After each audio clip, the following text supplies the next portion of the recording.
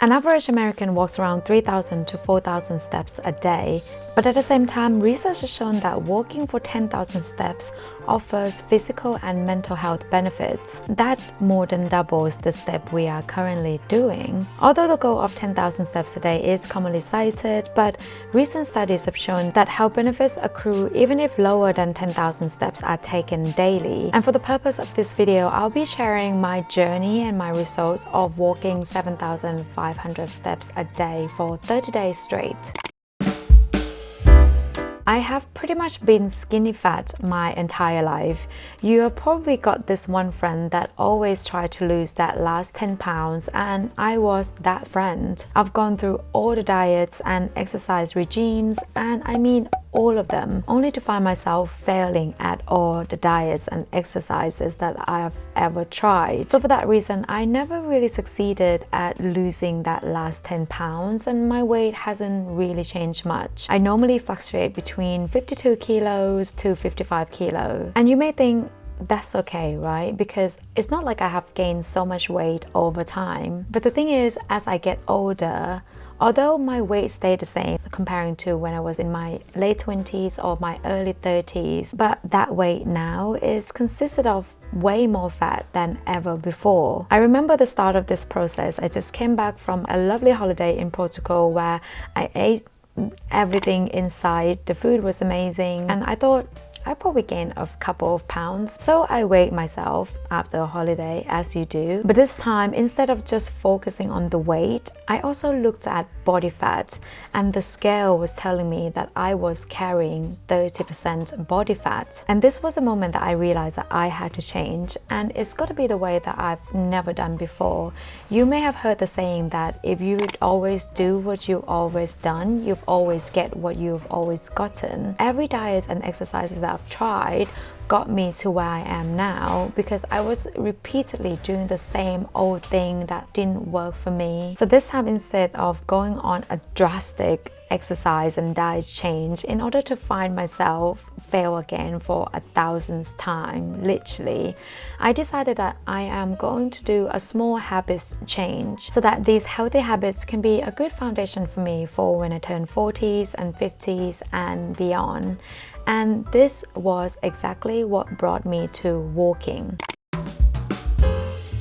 I came to understand that the best way to increase my daily activities or calories burn is to increase the activities throughout the day, and not just the activities or the calories burned or spent just at the gym. I'm sure you can relate because most of us would really kill it at the gym, but then after gym we tend to slow down a bit, we tend to relax, chill, move a little bit less, sit down a little bit more. Let's say we spend 1 hour at the gym, which I am sure some of us, myself included in the past, did not. That only accounts for 6% of our total active time. So it's just a small fraction of activities or calories that we would burn throughout the day. Hence why walking can be very handy, because I can go for walks throughout the day anytime that I like. Another reason why I wanted to keep walking or increasing my steps a try is because the impact on appetite. Out of all the exercise regimes I've tried, there's one thing that I can say that they have in common, which is that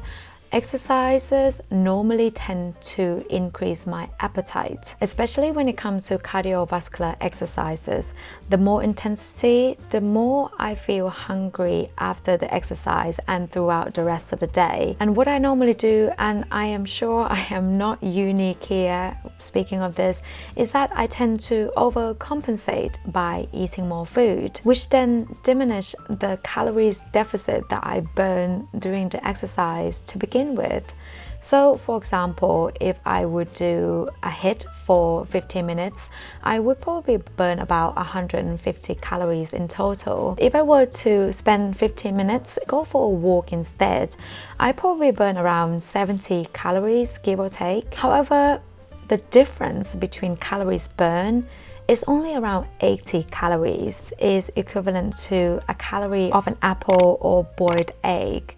But after HIIT workout, I would want to eat way more than that. So because walking is low impact, it doesn't really increase my appetite. It does help me to stick to my nutrition goals and at the same time while still staying active. And of course, walking or increasing your step is super attainable.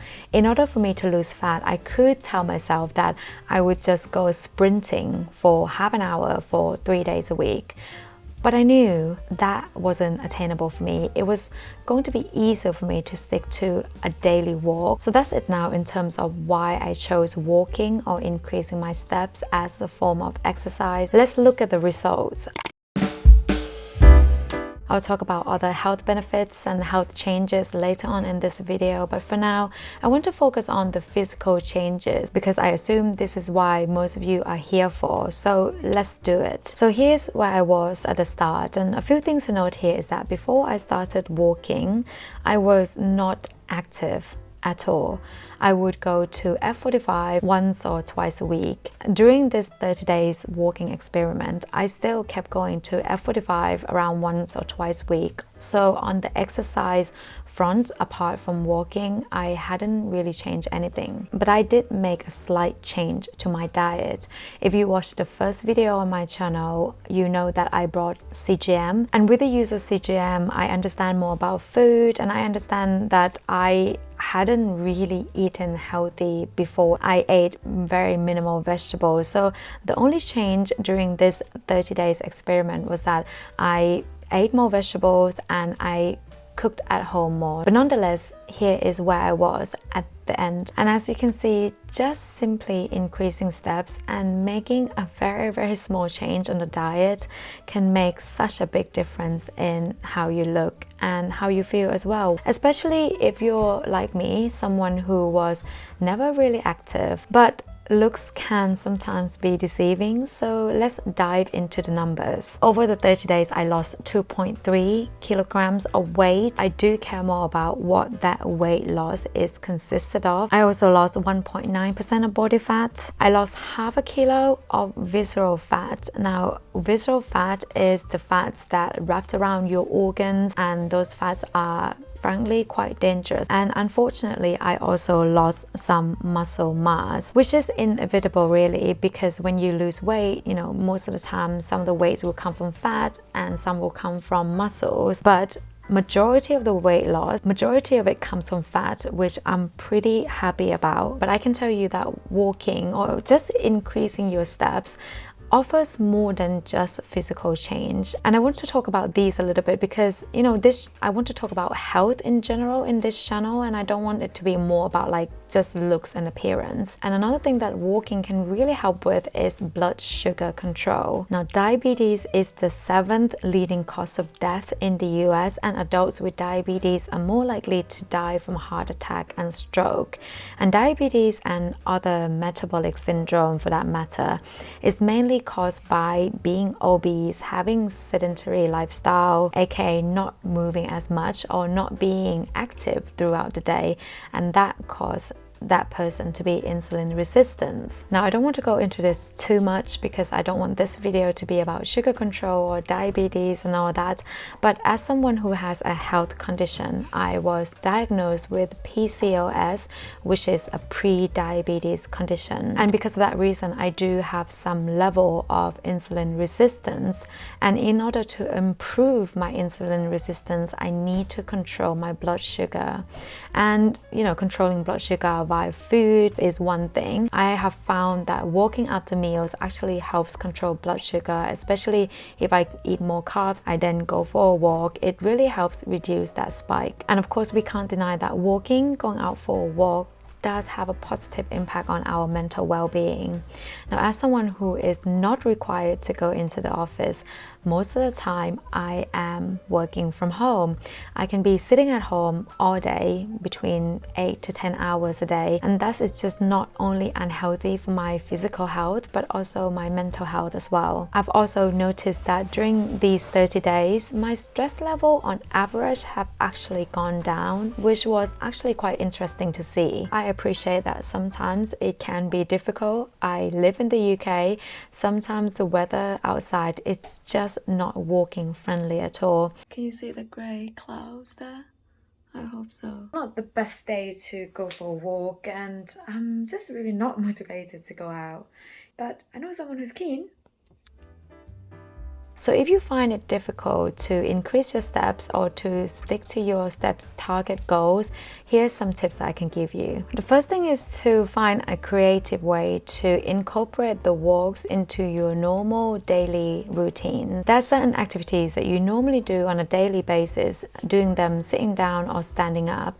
You just need to walk while you're doing them. So for example, things like brushing your teeth, or if you need to go on a call instead of, sitting down, you can walk outside and be on a call. One thing that I have changed, which is the rest time between sets. Normally I would just sit down and go on my phone, but recently I have incorporated walking between sets of exercise, and that can increase my steps by between 300 to 500 steps. And if you find it difficult to go out for a walk outdoors, you can try walking indoors. I swear it's not weird at all, especially if you're someone who lives in a country or a region that the weather isn't great. I do this all the time. And the third one is to avoid any convenience and avoid things that help move people. So things like lifts, escalators, you don't need to not use them completely, but using them less can increase your steps. If you need to park, then don't conveniently park where it is close to the destination that you need to go to. If there is a space that's so far from the building and absolutely no one parks there,